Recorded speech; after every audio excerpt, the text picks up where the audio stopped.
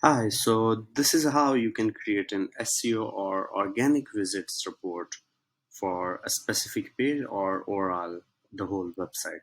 So you can start with your Google Analytics for homepage, then come here to the reports section on the left hand side.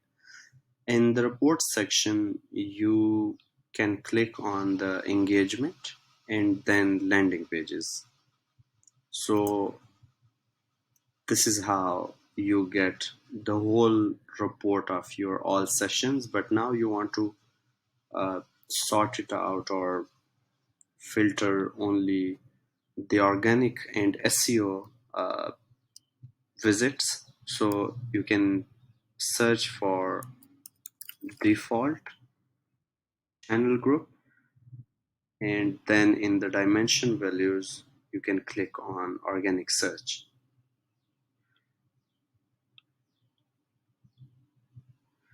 and these are the overall sessions. But if you want to check a page one by one, this is how you can see a page one by one. If you want to add